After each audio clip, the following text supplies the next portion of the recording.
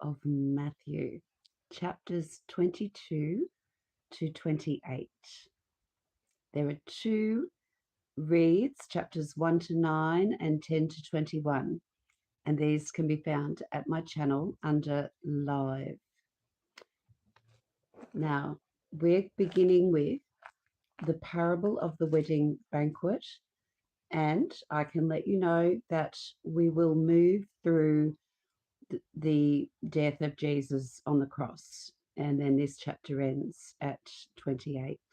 So shall we begin? The parable of the wedding banquet, chapter 22, Matthew. Jesus spoke to them again in parables, saying, "The kingdom of heaven is like a king who prepared a wedding banquet for his son.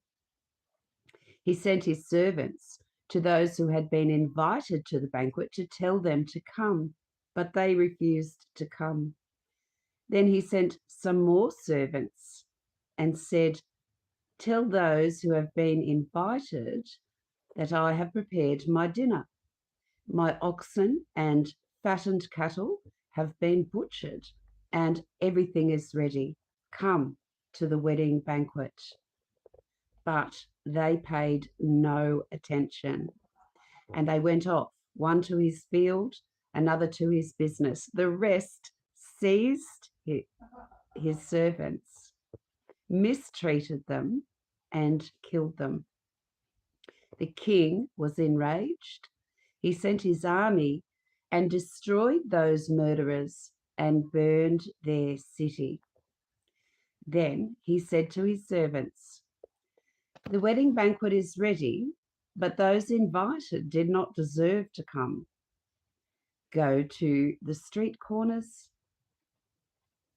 and invite to the banquet anyone you find.' So the servants went into the streets and gathered all the people they could find, both good and bad. And the wedding hall was filled with guests. But when the king came in to see the guests, he noticed a man there who was not wearing wedding clothes. 'Friend,' he asked, 'how did you get in here without wedding clothes?' The man was speechless. Then the king told the attendants, 'Tie him hand and foot and throw him outside into the darkness, where there will be weeping and gnashing of teeth. For many are invited, but few are chosen.'" Next heading, paying taxes to Caesar. Then the Pharisees went out and laid plans to trap him in his words. They sent their disciples to him along with the Herodians. "Teacher," they said, "hello and welcome. I'm very good, thanks. How are you? We know you are a man of integrity and that you teach the way of God in accordance with the truth. You aren't swayed by men because you pay no attention to who they are. Tell us then, what is your opinion? Is it right to pay taxes to Caesar or not?" But Jesus, knowing their evil intent, said, "You hypocrites, why are you trying to trap me? Show me the coin used for paying tax." They brought him a denarius and he asked them, "Whose portrait is this? And whose inscription?" "Caesar's," they replied. Then Jesus said to them, "Give to Caesar what is Caesar's, and give to God what is God's." When they heard this, they were amazed, so they left him and went away. Marriage at the resurrection. That same day, the Sadducees, who say there is no resurrection, came to him with a question. "Teacher," they said, "Moses told us that if a man dies without having children, his brother must marry the widow and have children for him. Now there were 7 brothers among us. The first one married and died, and since he had no children, he left his wife to his brother. The same thing happened to the second and the third brother, right down to the seventh. Finally, the woman died. Now then, at the resurrection, whose wife will she be of the seven, since all of them were married to her? Jesus replied, "You are in error, because you do not know the scriptures or the power of God. At the resurrection, people will neither marry nor be given in marriage. They will be like the angels in heaven. But about the resurrection of the dead, have you not read what God said to you?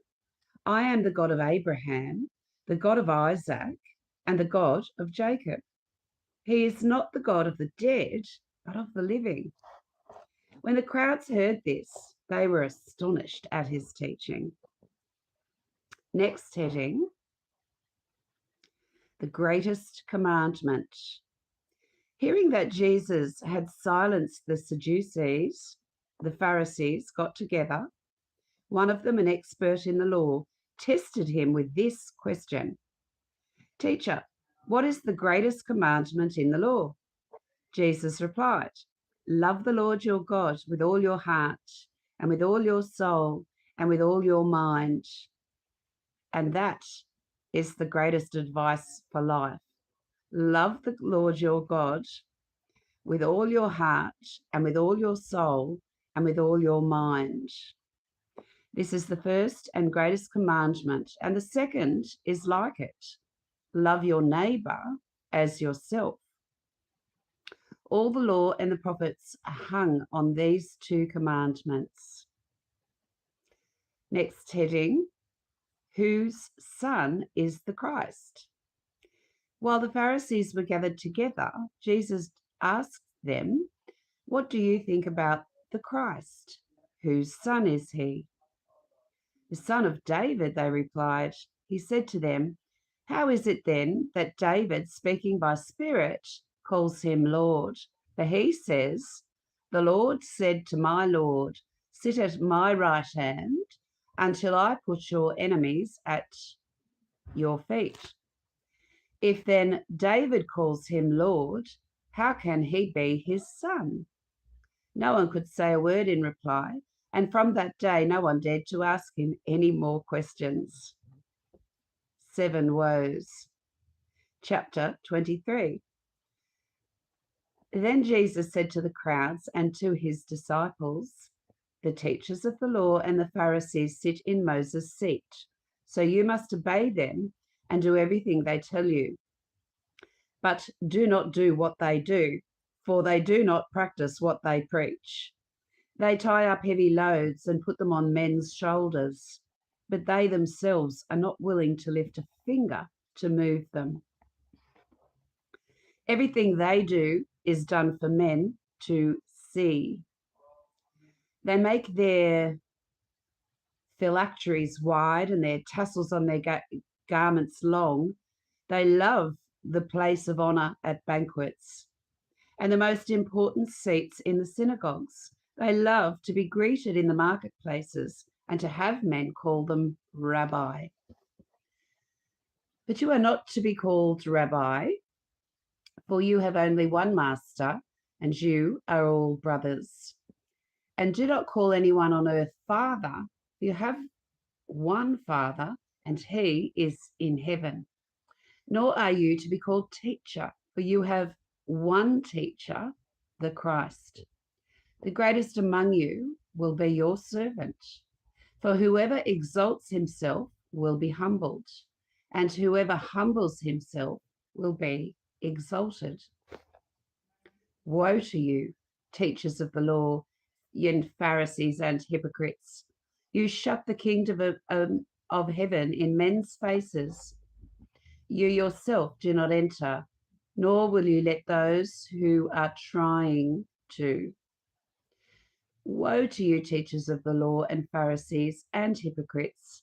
You travel over land and sea to win a single convert, and when he becomes one, you make him twice as much a son of hell as you are. Woe to you, blind guides! You say, if anyone swears by the temple, it means nothing.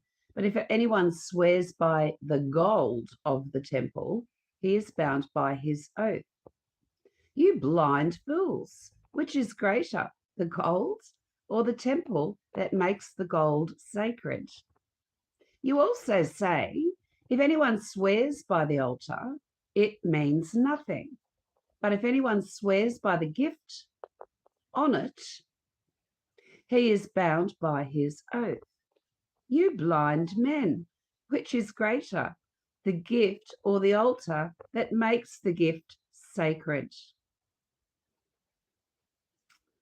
Therefore, he who swears by the altar swears by it and by everything on it. And he who swears by the temple swears by it and by the one who dwells in it. And he who swears by heaven swears by God's throne and by the one who sits on it. Woe to you, teachers of the law and Pharisees, you hypocrites! You give 1/10 of your spices, mint, dill, and cumin, but you have neglected the most important matters of the law: justice, mercy, and faithfulness. You should have practiced the latter without neglecting the former. You blind guides, you strain out a gnat, but swallow a camel.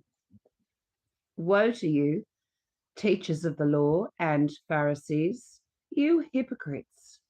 You clean the outside of the cup and dish, but inside they are full of greed and self-indulgence. Blind Pharisee! First clean the inside of the cup and dish, and then the outside will also be clean. Woe to you, teachers of the law and Pharisees, you hypocrites! You are like whitewashed tombs, which look beautiful on the outside, but on the inside are full of dead men's bones and everything unclean. In the same way, on the outside, you appear to people as righteous, but on the inside, you are full of hypocrisy and wickedness. Woe to you, teachers of the law and Pharisees, you hypocrites! You build tombs for the prophets and decorate the graves of the righteous. And you say, if we had lived in the days of our forefathers, we would not have taken part with them in shedding the blood of the prophets. So you testify against yourselves that you are the descendants of those who murdered the prophets. Fill up then the measure of sin in your forefathers. You snakes, you brood of vipers, how will you escape being condemned to hell? Therefore, I am sending you prophets and wise men and teachers. Some of them you will crucify. Others you will flog in your synagogues and pursue from town to town.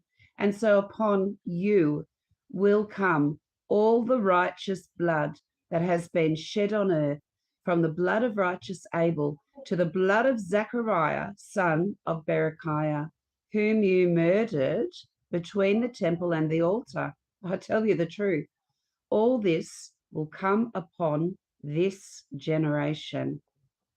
Oh, Jerusalem, Jerusalem, you who kill the prophets and stone those sent to you, how often I have longed to gather your children together as a hen gathers her chicks under her wings, but you were not willing.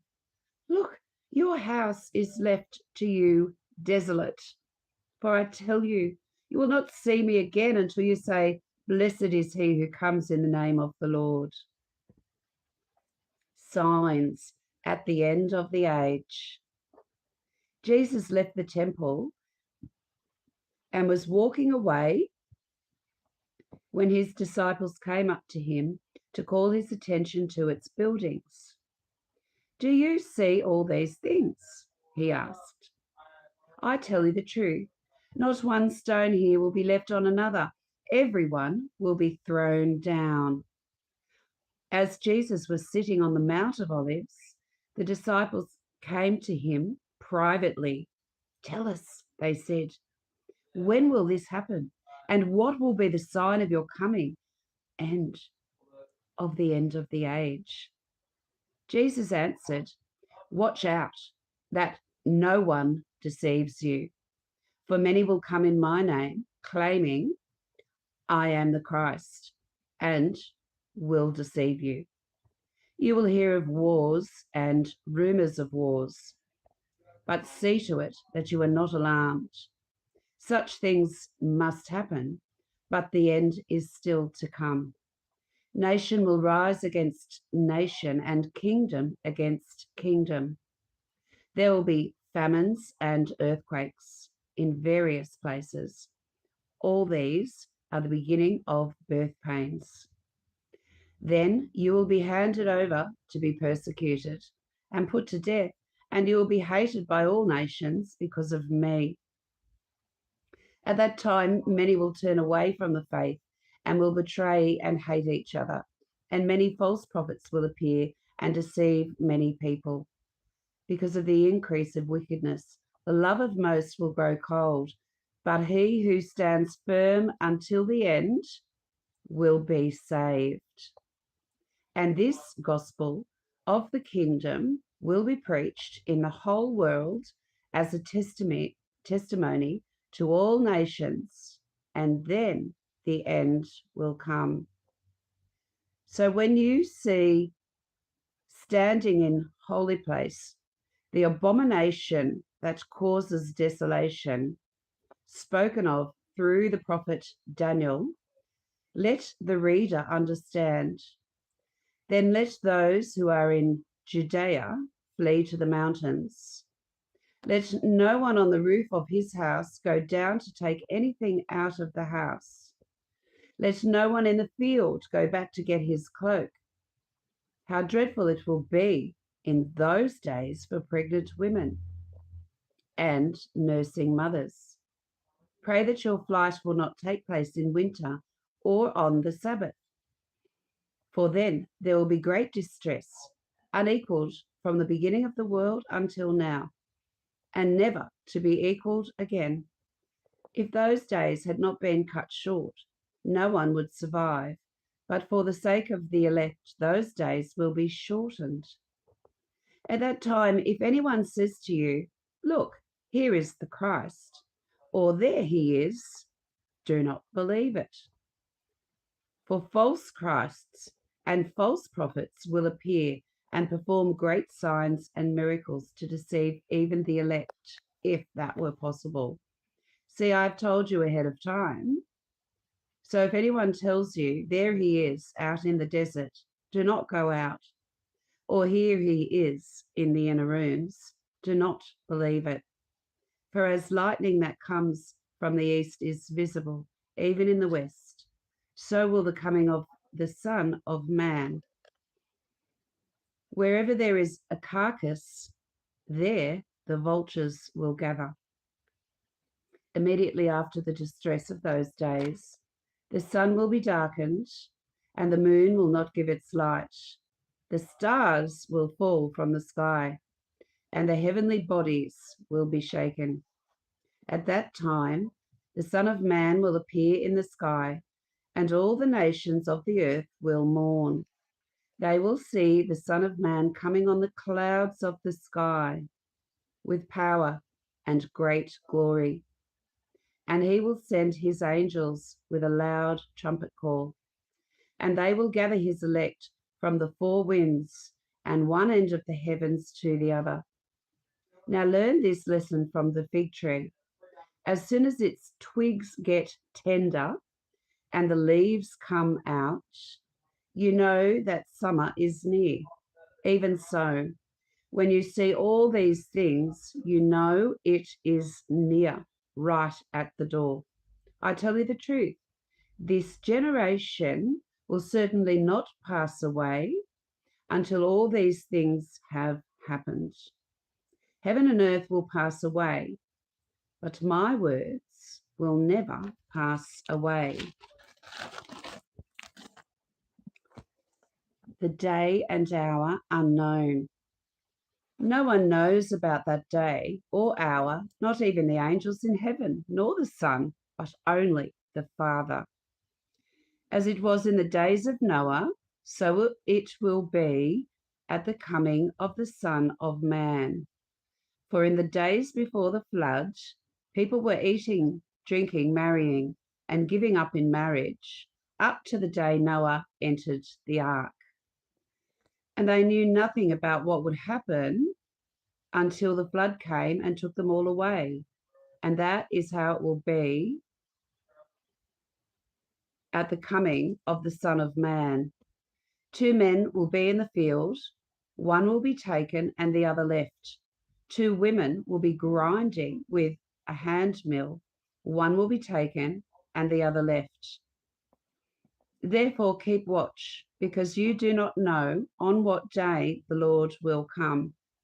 But understand this, if the owner of the house had known at what time of night the thief was coming, he would have kept watch and would not have let his house been broken into.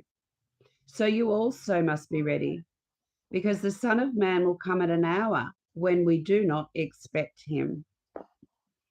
Who then is faithful and wise servant, whom the master has put in charge of the servants in his household to give them their food at the proper time? It will be good for that servant whose master finds him doing so when he returns. I tell you the truth, he will put him in charge of all his possessions.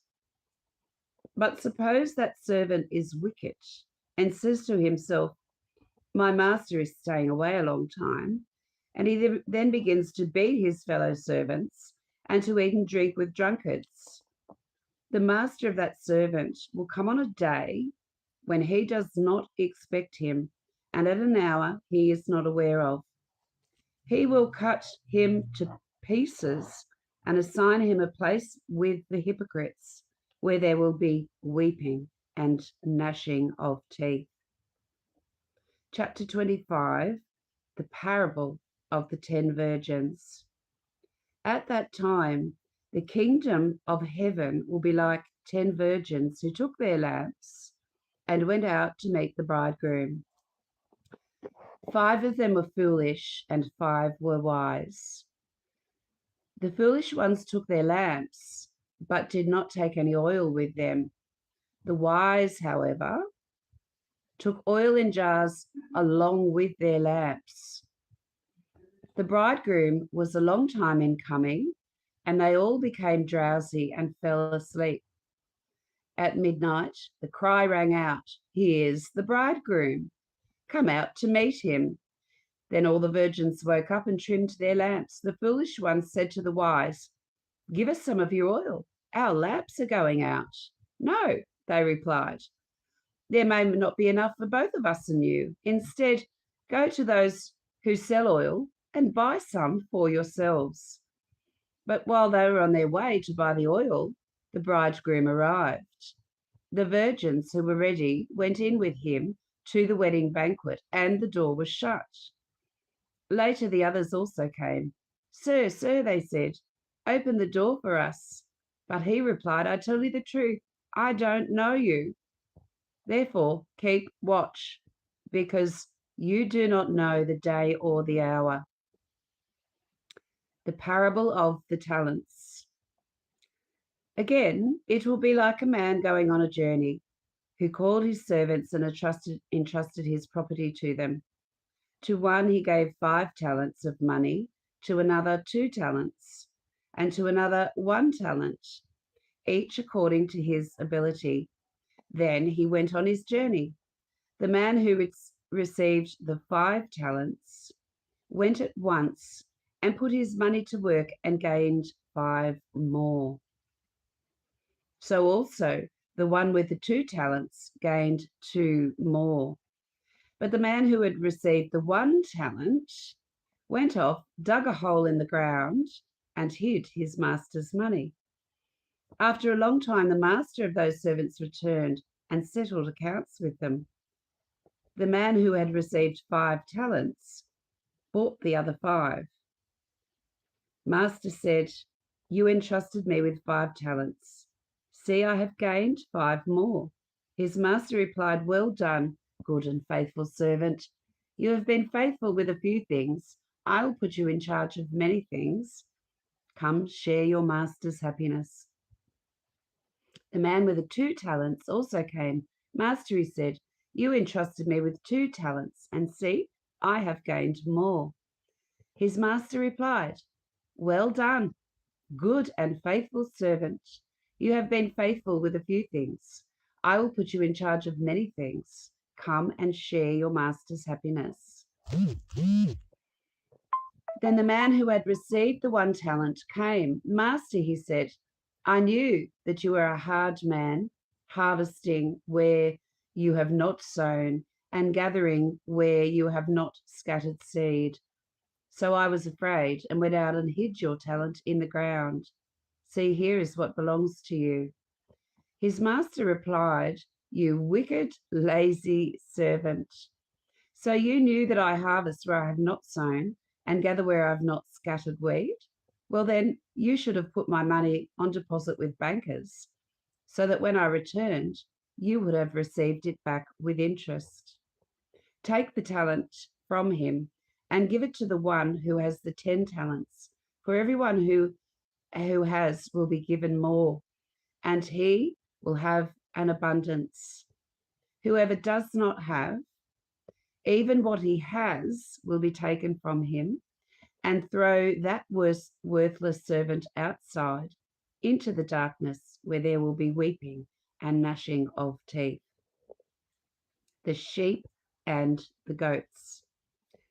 When the Son of Man comes in his glory and all the angels with him, he will sit on the throne in the heavenly glory. All the nations will be gathered before him, and he will separate the people from another as a shepherd separates the sheep from the goats. He will put the sheep on his right and the goats on his left. Then the king will say to those on his right, "Come, you who are blessed by my Father, take your inheritance, the kingdom prepared for you since the creation of the world. For I was hungry, and you gave me something to eat. I was thirsty, and you gave me something to drink. I was a stranger, and you invited me in. I needed clothes, and you clothed me. I was sick, and you looked after me. I was in prison, and you came to visit me." Then the righteous will answer him, "Lord, when did we see you hungry and feed you, or thirsty and give you something to drink? When did we see you a stranger and invite you in, or needing clothes and clothe you? When did we see you sick or in prison and go to visit you?" The king will reply, "I tell you the truth. Whatever you did for one of the least of these brothers of mine, you did for me." Then he will say to those on his left, "Depart from me, you who are cursed, into the eternal fire prepared for the devil and his angels. For I was hungry, and you gave me nothing to eat. I was thirsty, and you gave me nothing to drink. I was a stranger, and you did not invite me in. I needed clothes, and you did not clothe me. For I was sick and in prison, and you did not look after me." They also will answer, "Lord, when did we see you hungry or thirsty, or a stranger or needing clothes, or sick or in prison, and did not help you?" He will reply, "I tell you the truth. Whatever you did not do for one of the least of these, you did not do for me." Then they will go to eternal punishment, but the righteous to eternal life. The plot against Jesus. Chapter 26. When Jesus had finished saying all these things, he said to his disciples, "As you know, the Passover is in 2 days, and the Son of Man will be handed over to be crucified." Then the chief priests and the elders of the people assembled in the palace of the high priest, whose name was Caiaphas, and they plotted to arrest Jesus in some sly way and kill him. "But not during the feast," they said, "or there may be a riot among the people." Jesus anointed at Bethany, new chapter or new heading. While Jesus was in Bethany, in the home of a man known as Simon the leper, a woman came to him with an alabaster jar of very expensive perfume, which she poured on his head as he was reclining at the table. When the disciples saw this, they were indignant. "Why this waste?" they asked. "This perfume could have been sold at a high price and the money given to the poor." Aware of this, Jesus said to them, "Why are you bothering this woman? She has done a beautiful thing to me. The poor you will always have with you, but you will not always have me. When she poured this perfume on my body, she did it to prepare me for burial. I tell you the truth, wherever this gospel is preached throughout the world, what she has done will also be told in memory of her." Judas agrees to betray Jesus. Then one of the 12, the one called Judas Iscariot, went to the chief priests and asked, "What are you willing to give me if I hand him over to you?" So they counted out for him 30 silver coins. From then on, Judas watched for an opportunity to hand him over. New heading, the Lord's Supper. On the first day of the feast of unleavened bread, the disciples came to Jesus and asked, "Where do you want us to make preparations for you to eat the Passover?" He replied, "Go into the city to a certain man and tell him, the teacher says, my appointed time is near. I am going to celebrate the Passover with my disciples at your house." So the disciples did as Jesus had directed them to and prepared the Passover. When evening came, Jesus was reclining at the table with the 12, and while they were eating, he said, "I tell you the truth, one of you will betray me." They were very sad and began to say to him one after the other, "Surely not I, Lord." Jesus replied, "The one who has dipped his hand into the bowl with me will betray me. The Son of Man will go just as it is written about him. But woe to the man who betrays the Son of Man. It would be better for him if he had not been born." Then Judas, the one who would betray him, said, "Surely not I, Rabbi." Jesus answered, "Yes, it is you."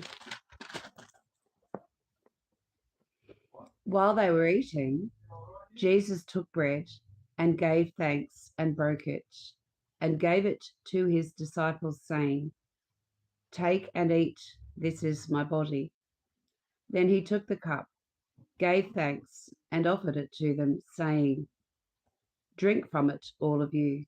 This is my blood of the covenant, which is poured out for many of the forgiveness of sins. I tell you, I will not drink of this fruit of the vine from now on until that day when I drink it anew with you in my Father's kingdom." When they had sung a hymn, they went out to the Mount of Olives. Next heading, Jesus predicts Peter's denial. Then Jesus told them, "This very night you will all fall away on account of me, for it is written, I will strike the shepherd, and the sheep of the flock will be scattered. But after I have risen, I will go ahead of you into Galilee." Peter replied, "Even if all fall away on account of you, I never will." "I tell you the truth," Jesus answered, "this very night, before the rooster crows, you will disown me 3 times. But Peter declared, "Even if I have to die with you, I will never disown you." And all the disciples said the same. Gethsemane. Next heading. Then Jesus went with his disciples to a place called Gethsemane or Gethsemane. I'm not sure how to pronounce it, to be honest. Gethsemane. And he said to them, "Sit here while I go over there and pray." He took Peter and the 2 sons of Zebedee along with him, and he began to be sorrowful and troubled. Then he said to them, My soul is overwhelmed with sorrow to the point of death. Stay here and keep watch with me. Going a little farther, he fell with his face to the ground and prayed, My Father, if it is possible, may this cup be taken from me, yet not as I will, but as you will. Then he returned to his disciples and found them sleeping. Could you men not keep watch over me for 1 hour? He asked Peter. Watch and pray so that you will not fall into temptation. The spirit is willing, but the body is weak. He went away a second time and prayed, My Father, if it is not possible for this cup to be taken away unless I drink it, may your will be done. Oh, hello, Ron Rumble. Lots of grace to Grace. When he came back, he found them sleeping because their eyes were heavy. So he left them and went away once more and prayed the third time, saying the same thing. Then he turned to the disciples and said to them, Are you still sleeping and resting? Look, the hour is near, and the Son of Man is betrayed into the hands of sinners. Rise, let us go. Here comes my betrayer. Next heading, Jesus arrested. While he was still speaking, Judas, one of the 12, arrived. With him was a large crowd armed with swords and clubs, sent from the chief priests and the elders of the people. Now the betrayer had arranged a signal with them. The one I kiss is the man. Arrest him. Going at once to Jesus, Judas said, Greetings, Rabbi, and kissed him. Jesus replied, Friend, do what you came for. Then the men stepped forward, seized Jesus, and arrested him. With that, one of Jesus' companions reached for his sword, drew it out, and struck the servant of the high priest, cutting off his ear.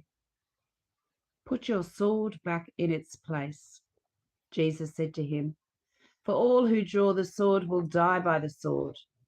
Do you think I cannot call on my Father, and he will at once put at my disposal more than 12 legions of angels? But how then would the scriptures be fulfilled that say it must happen in this way? At that time, Jesus said to the crowd, I am leading a rebellion, that you have come out with swords and clubs to capture me. Every day I sat in the temple courts teaching, and you did not arrest me. But this has all taken place, that the writings of the prophets might be fulfilled. Then all the disciples deserted him and fled. Before the Sanhedrin, those who had arrested Jesus took him to the Caiaphas, the high priest, where the teachers of the law and the elders had assembled. But Peter followed him at a distance, right up to the courtyard of the priest. He entered and sat down with the guards to see the outcome. The chief priests and a whole Sanhedrin were looking for false evidence against Jesus so that they could put him to death.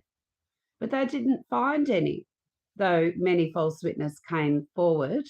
Finally, 2 came forward and declared, This fellow said, I am able to destroy the temple of God and rebuild it in 3 days.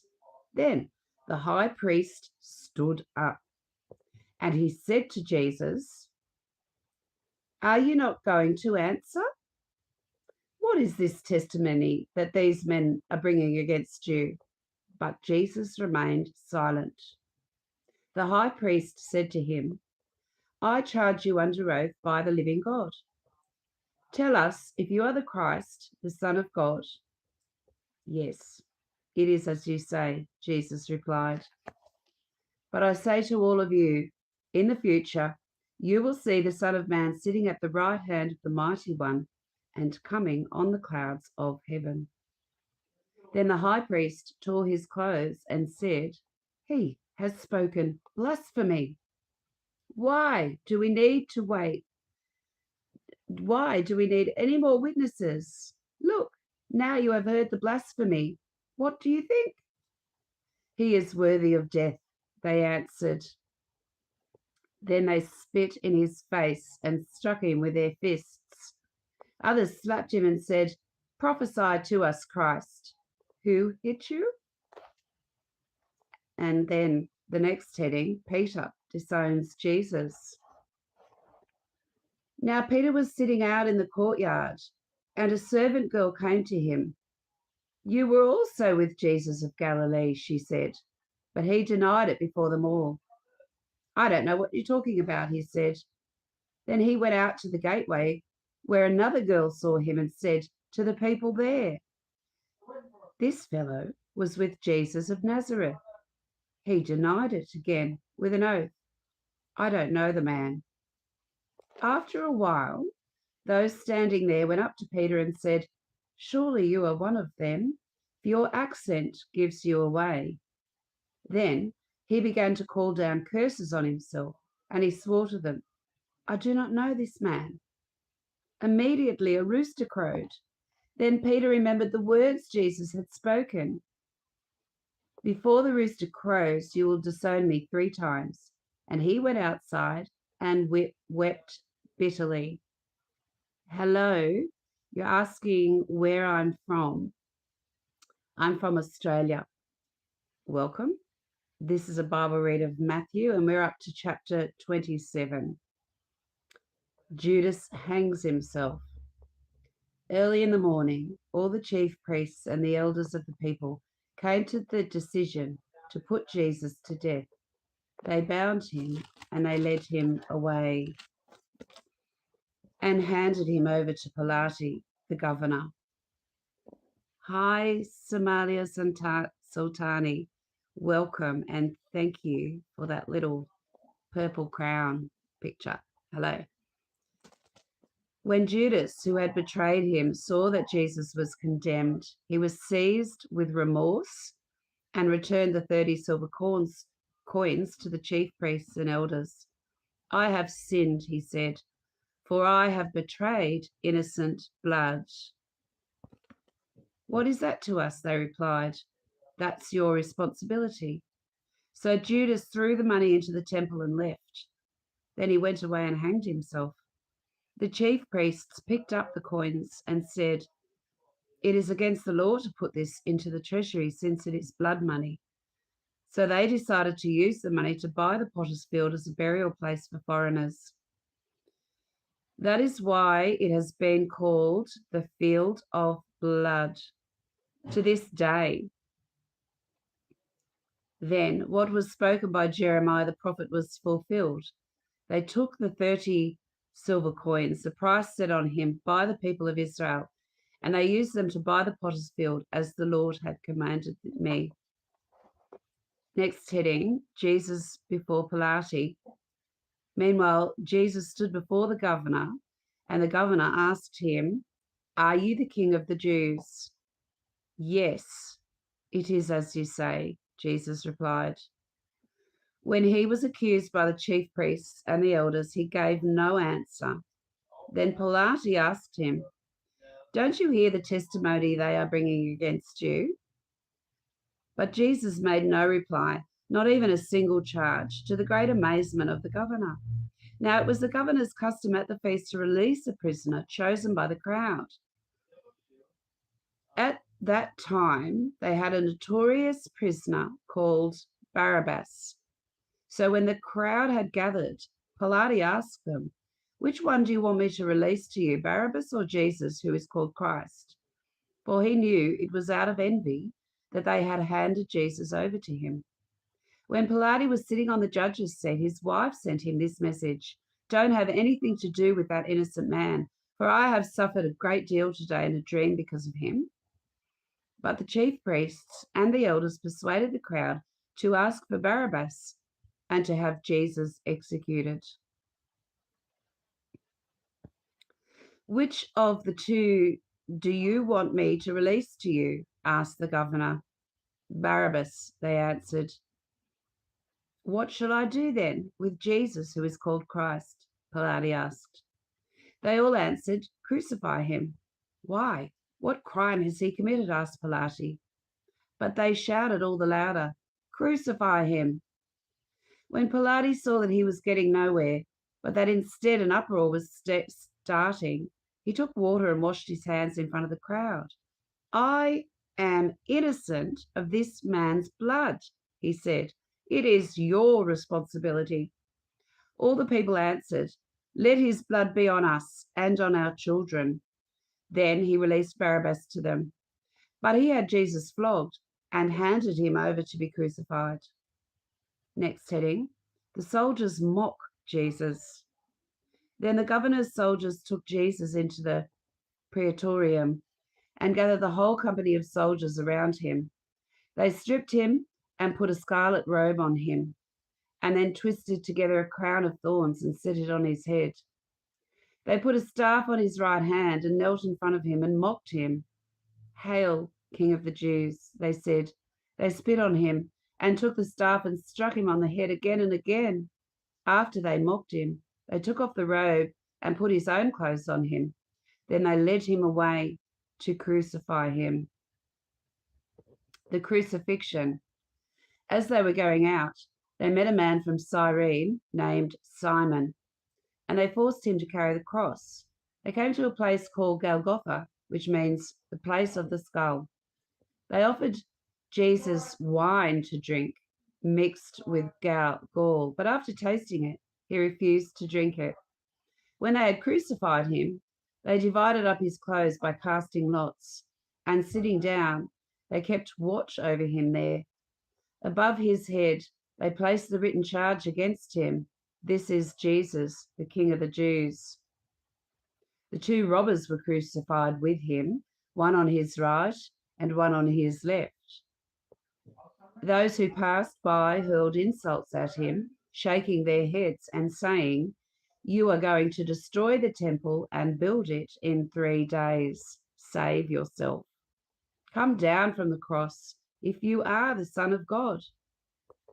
In the same way, the chief priests, the teachers of the law, and the elders mocked him. He saved others, they said, but he can't save himself.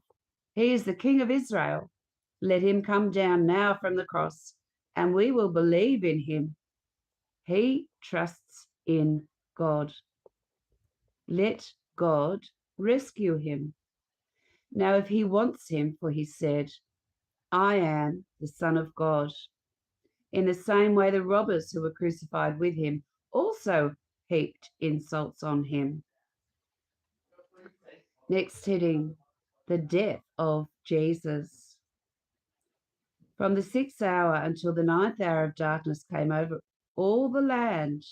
About the 9th hour, Jesus cried out in a loud voice, Eloi, Eloi, lama sabachthani, which means, my God, why have you forsaken me? When some of those standing there heard this, they said, he's calling Elijah. Immediately one of them ran and got a sponge. He filled it with wine vinegar, put it on a stick and offered it to Jesus to drink. The rest said, now leave him alone. Let's see if Elijah comes to save him. And when Jesus had cried out again in a loud voice, he gave up his spirit. At that moment, the curtain of the temple was torn in two from top to bottom. The earth shook and the rocks split. The tombs broke open and the bodies of many holy people who had died were raised to life. They came out of the tombs. After Jesus' resurrection, they went into the holy city and appeared to many people. When the centurion and those with him who were guarding Jesus saw the earthquake and all that had happened, they were terrified, and they exclaimed, surely he was the Son of God. Many women were there, watching from a distance. They had followed from Jesus from Galilee to care for his needs. Among them were Mary Magdalene, Mary, the mother of James and Joseph, and the mother of Zebedee's sons. The burial of Jesus.